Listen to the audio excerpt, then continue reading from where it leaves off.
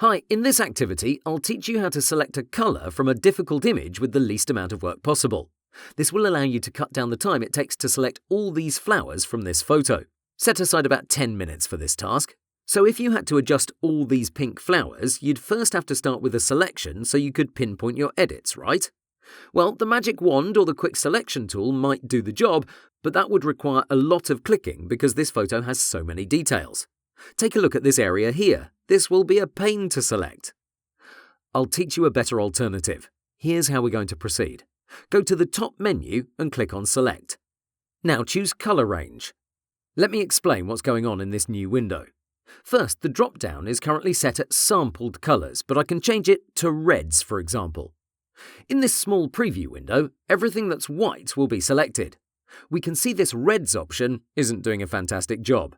We could switch to Highlights, and this would give us more of these flowers, but if you look at the top left corner, you can see we're also getting a bit of sky. So let's change it back to Sampled Colors. This creates a selection based on what colors we grab from the canvas.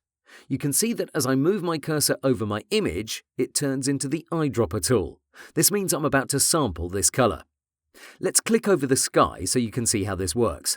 Great, this preview shows me I've now selected the sky, but it's a tiny window, so that makes it hard to see if you're doing a good enough job. We'll focus on this bottom area and click on this drop-down. Choose Grayscale, and this will now show you the preview directly on the canvas. Click again somewhere over the flower, and this will adjust your selection. This is heading in the right direction. Underneath the Save button on the right, we have 3 tools. The eyedropper, which I've used so far, and 2 other eyedropper tools through which you can add or remove parts of your selection. I prefer to use their hotkeys, Shift to add, Alt to remove.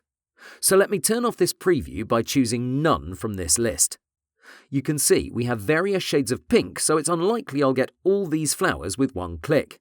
That means I'll have to slowly build up my selection by clicking several times while holding down the Shift key.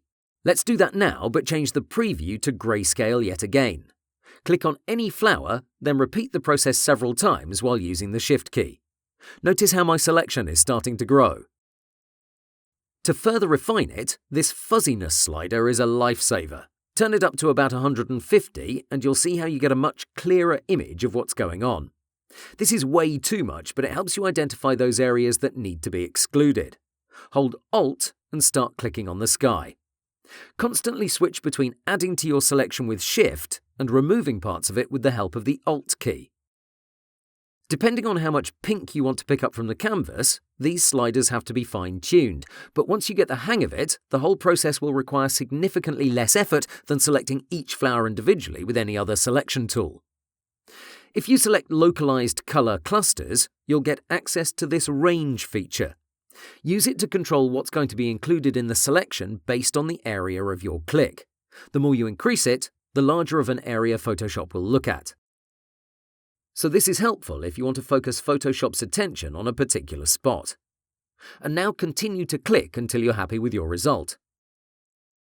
What's great is that we can save our work and we can come back to it another time. I've already done that, so let me click Load, and this will prompt me to select a .axt file. Here it is, I'll double-click it, and now I have it available in Photoshop. This is a great feature because you no longer have to set aside a period of time where you won't be disturbed. Through the Save feature, you can work in small bits and not be frightened you'll lose your progress. Once you see the marching ants, you can see it did a great job, far better than the Quick Selection tool could offer. To wrap it up, I'll add a Curves adjustment layer from the bottom of my Layers panel. Now I'll drag this middle point downwards so I can intensify my darker regions. And because I had a selection active, you can see my mask reflects that I'm only affecting my pink flowers. Great job! I hope you enjoyed this lecture. This image was very difficult because it featured so many intricate spots, but that's where color range really shows its value. Now it's your turn. Don't be intimidated, it's a learning process. Do your best and see how you can fine-tune your result.